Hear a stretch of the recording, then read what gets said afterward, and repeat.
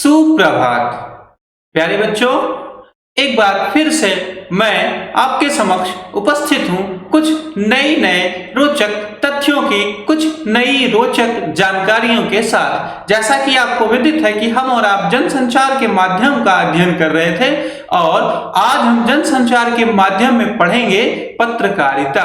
हिंदी में पत्रकारिता क्या होती है, इसका उपयोग क्या है, इसका अनुप्रयोग कहाँ कहाँ किया जाता है। कि प्यारे बच्चों, जैसा कि आपको हमको हर किसी को कि अखबार प्राथमिक आवश्यकताओं में शामिल होता जा रहा है या सोशल मीडिया प्राथमिक आवश्यकताओं में शामिल होता जा रहा है, जहां से हम एक जगह बैठ करके आसानी से ढेर सारी खबरों जानकारियों को एकत्रित कर लेते हैं।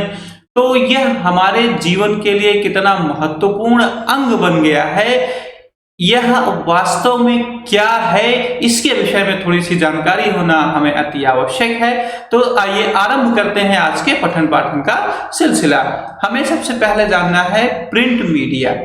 प्रिंट मीडिया क्या है? तो आपने देखा होगा कि हमारे घरों में ढेर सारी पुस्तकें, पत्रिकाएं या समाचार पत्र, ये सारी चीजें उपलब्ध रहती हैं। तो ये सारी चीजें ही प्रिंट मीडिया के अंतर्गत आती हैं। जैसे इसकी परिभाषा आप लिख सकते हैं कि प्रिंट मीडिया का आशय है छपाई वाले संचार माध्यम। इसे मुद्रण माध्यम भी कहते हैं। इसके निम्नलिखित रूप हमारे आपके बीच देखे जाते हैं। जैसे सबसे प्रमुख रूप से आपका समाचार पत्र हो गया, पत्रिकाएं हो गए, पुस्तकें हो गए, इश्तिहार हो गए। इश्तिहार से हमारा मतलब विज्ञापन से है, जो आप बाजारों में या ऐसे वैसे जगहों पर, तमाम जगह अखबारों में आप देखते हैं कि उनमें प्रचार की कुछ तत्व शामिल रहते हैं, जिसे इश्तिहार कहा गया। तो ये है प्रिंट मीडिया। प्रिंट मीडिया काम करती है पत्रकारिता के माध्यम से। अब हमें जानना है कि पत्रकारिता है क्या।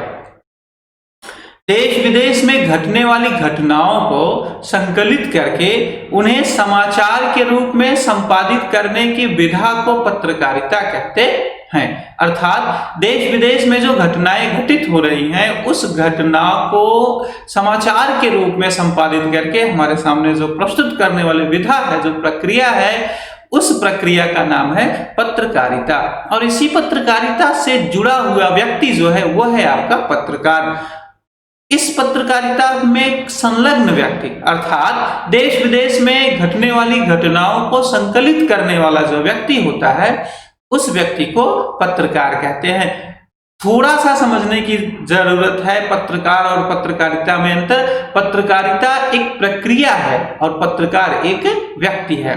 तो यदि हम ध्यान दें तो पत्रकार 3 प्रकार से कार्य करते हैं, अर्थात पत्रकार के जो प्रकार हैं वो 3 हैं। ये समाचार माध्यमों में 3 प्रकार के पत्रकार पाए जाते हैं।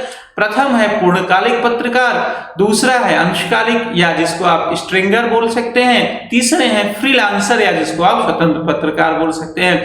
तीनों की क्या विशेषताएं हैं, तीनों की क्या कार्यशैली है, तीनों कैसे समाज में कार्य करते हैं, आइए इसको देखते हैं। पूर्णकालिक पत्रकार से हमारा मतलब है वे पत्रकार जो किसी समाचार संगठन के लिए नियमित कार्य करने वाले वेतनभोगी पत्रकार होते हैं। अर्थात ये ऐसे पत्रकार हैं जो किसी भी समाचार पत्र के नियमित पत्रकार होते हैं। इनको ना तो हटाया जाता है, इनको इनकी सुविधाओं के बदले एक निश्चित वेतन प्रतिमाह दिया जाता है और इनको जो भी उस एजेंसी के द्वारा, न्यूज एजेंसी के द्वारा जो कुछ भी सुविधाएं हैं, आकर्षक सुविधाएं, वह सब इनको प्राप्त होती है। दूसरे हमारे पत्रकार हैं अंशकालिक पत्रकार। अंशकालिक पत्रकार से हमारा तात्पर्य है ये पत्रकार किसी समाचार संगठन के लिए निश्चित मानदेय के आधार पर काम करते हैं। ये एक से अधिक पत्रों के लिए भी काम कर सकते हैं। कहने का तात्पर्य यह है कि समाचार एजेंसी जो है, कभी कभी उसके सामने ऐसी स्थितियां आ जाती हैं कि उसके जो वेतनभोगी पत्रकार हैं वो किसी कार्य में व्यस्त हैं, जिसके कारण कुछ विशेष क्षेत्रों में उन्हें विशेष खबरों की आवश्यकता पड़ती है। उन विशेष खबरों को एकत्रित करने के लिए कुछ समय के लिए कुछ पत्रकार ये लोग अपने यहाँ रखते हैं और उन पत्रकारों को एक योजना, एक एजेंडा देते हैं कि इस कार्य को इतने अवधि में आप पूर्ण करके न्यूज एजेंसी तक सम्मिलित कर देंगे, जिसके बदले आपको इतना मानदेय या इतना भत्ता या इतनी सुविधाएं आपको दी जाएंगी। तो ये ऐसे पत्रकार हुए जो अंशकालिक पत्रकार होते हैं। और तीसरे पत्रकार जो कि है फ्रीलांसर या स्वतंत्र पत्रकार, ये पत्रकार किसी विशेष समाचार पत्र या संगठन के वेतनभोगी नहीं होते। ये भुगतान के आधार पर अलग अलग समाचार पत्रों के लिए काम करते हैं। जैसे मैं आपको बता दूं, छोटा सा उदाहरण, जैसे इनका अधिकांशतः प्रयोग चुनाव के समय या किसी रैली के समय, किसी और अन्य जनसभा के समय इनका ज्यादा प्रयोग होता है। जैसे आपने देखा होगा, चुनाव के समय तमाम बड़े बड़े नेता तमाम जगहों पर अपना चुनाव प्रचार करते हैं, तो जनसभाएं करते हैं, रैलियां निकालते हैं, तो उसकी जो सूचना है लोगों तक पहुंचाने के लिए ढेर सारे पत्रकारों की आवश्यकता होती है। तो न्यूज एजेंसियां ऐसे में इन्हीं फ्रीलांसर पत्रकारों की व्यवस्था करती है, और ये फ्रीलांसर पत्रकार ही उस न्यूज एजेंसी को वहां की खबर पहुंचाते हैं, और वो अपने न्यूज में अपने जो व्यवस्था है उसमें वो शामिल करते हैं। ये पत्रकार के 3 प्रकार हैं। पत्रकारिता के कुछ आयाम हैं। पत्रकारिता कुछ इन तथ्यों पर काम करती है, जैसे पत्रकारिता का संबंध मुख्य रूप से समाचारों से है, सही है, किंतु इसके अन्य आयाम भी हैं। किसी विचार, किसी टिप्पणी, संपादकीय लेख, फोटो, कार्टून आदि को छापना भी पत्रकारिता के अंतर्गत आता है।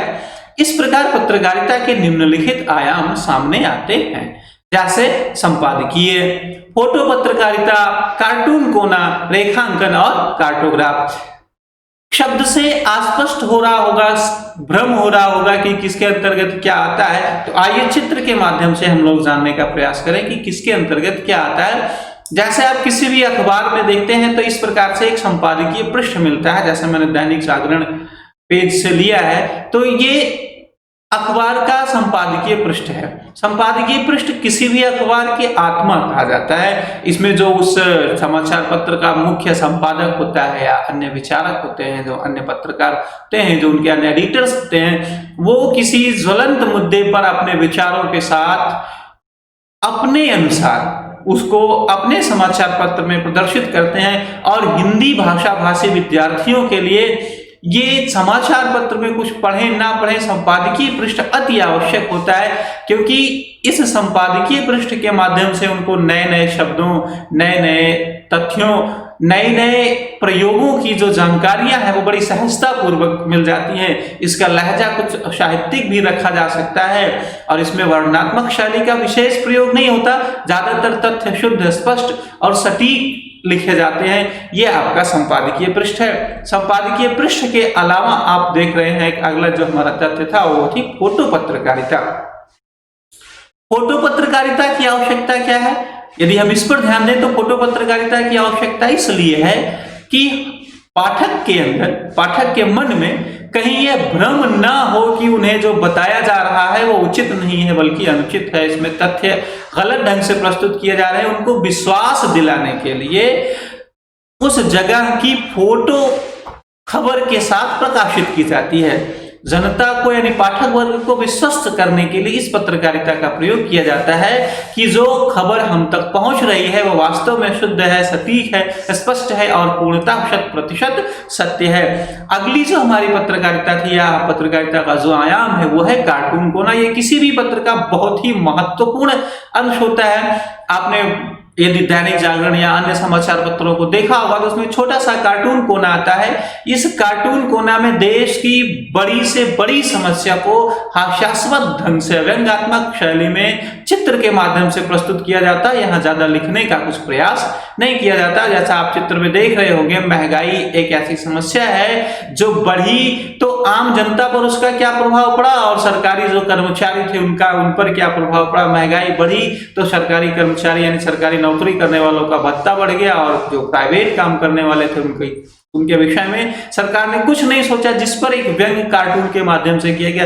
एक छोटा सा चित्र बहुत बड़ी समस्या को उभार रहा है। ऐसे समाचार पत्र में ये कार्टून कोना आता है। कार्टून कोना के बाद जब आपने देखा पत्रकारिता के एक और आयाम है रेखांकन और कार्टोग्राफ। रेखांकन का प्रयोग मुख्यतः अर्थ जगत में किया जाता है। जब आप आर्थिक खबरें पढ़ते हैं, अर्थ जगत वाले पृष्ठ को देखते हैं तो उसमें आपको तमाम ऐसी खबरें आंकड़ाबद्ध करके प्रस्तुत की जाती हैं जिसमें रेखांकन का प्रयोग किया जाता है। जब आप देश विदेश यात्रा के संबंध में मानचित्रांकन यानी कार्टोग्राफी का प्रयोग किया जाता है। तो प्यारे बच्चों, आज के अंक में इतना ही। हमने आपने क्या सीखा इसको जानने के लिए हल करते हैं आज का कार्य प्रपत्र। आज के कार्य प्रपत्र का हमारा पहला प्रश्न है, प्रिंट मीडिया से आप क्या समझते हैं। दूसरा प्रश्न है, पत्रकारिता क्या है। तीसरा प्रश्न है, पत्रकारिता किसे कहते हैं। और चौथा प्रश्न है, पत्रकार के विभिन्न प्रकारों का उल्लेख कीजिए। पांचवा और अंतिम प्रश्न है, पत्रकारिता के विविध आयामों पर प्रकाश डालिए। आज के अंक में बस इतना ही। अगले अंक में फिर किसी नए वीडियो के साथ। धन्यवाद और आपका दिन मंगलमय हो।